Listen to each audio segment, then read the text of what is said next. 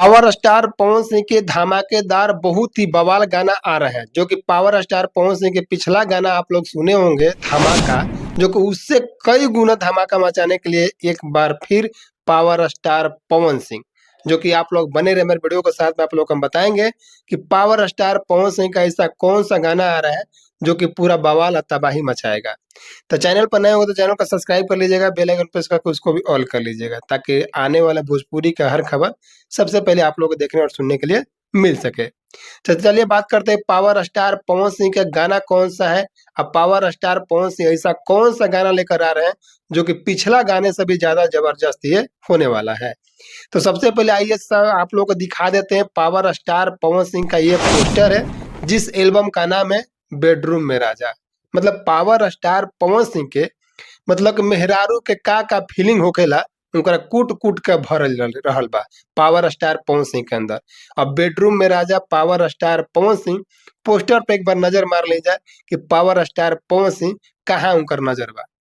Power star Pawan Singh इनकर गाना जो आ रहा बा बेडरूम में राजा, जो कि इतना मतलब कि अब का कहें, रोशन सिंह विश्वास गाना के लिखले बड़ा।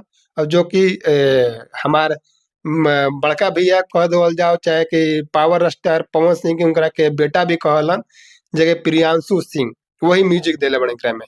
मतलब ये दोनों का जोड़ी ऐसन बा, मतलब कि जौन गाना में लोग बा तो समझ ली वो गाना के चांद चांद सा लगल बा। और पावर स्टार पवन सिंह और साथ ही साथ में शिल्पी राज डेब्यूट सॉन्ग अभी चर्चा में चल रहा बड़ी, जो कि शिल्पी राज और पावर स्टार पवन सिंह के साथ में गाना उनकर बहुत ज्यादा आ रहा बा।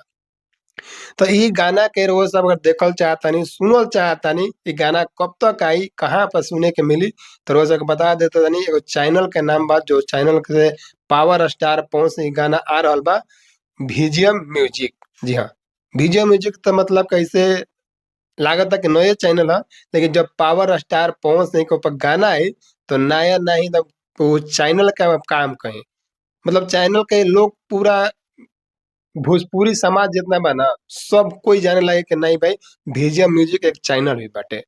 पावर स्टार पवन सिंह के वही छोटा चैनल से गाना आ रहा बा, लेकिन कब तक आवे के बा, कब तक आई रोज सबके सामने, तो रोज हमें वीडियो को लास्ट तक जरूर देखते रहिए। रोज सबको बताइए कि पावर स्टार पवन सिंह के गाना कब तक रोज सुनने के मिली। तो पावर स्टार पवन सिंह के गाना बहुत ही मतलब कि जल्द, ये पोस्टर पर बताया नहीं गया कि मतलब कब आई, कहिए आई, कौन डेट के आई, लेकिन बहुत जल्द ही तबाही मचाई। काहे कि पावर स्टार पवन सिंह के पोस्टर छोड़ेलन, फिर टीजर छोड़ेलन, तुरंत ही लगले आवल उनकर गाना। तो बहुत ही जल्दी रोज सब देखे और सुने के मिले पावर स्टार पवन सिंह के गाना बेडरूम में राजा। अब बेडरूम में का हो या पावर स्टार पवन सिंह बड़ी इंकरा में और शिल्पी राज के साथ में गाना बता, तब बेडरूम में का हो या का ना हो के अब तो वीडियो अइला के बाद ही पता चली। तो ये बतावे खातिर रोज के पास आई रहने के पावर स्टार पवन सिंह के बहुत ही बवाल एगो गाना आवता, जो एल्बम का नाम बा बेडरूम में राजा। तो रोज सब बिल्कुल देखना मत भूलब जा, हमारे चैनल पर नया होगा तो सब्सक्राइब करब जा, ताकि जैसे पावर स्टार पवन सिंह के अपडेट कुछ मिली तो इसी चैनल पर रोज के वीडियो बना के हम दे। तो चलते मिलते हैं किसी नेक्स्ट वीडियो के साथ में, तब तक लिए जय हिंद जय भोजपुरी समाज।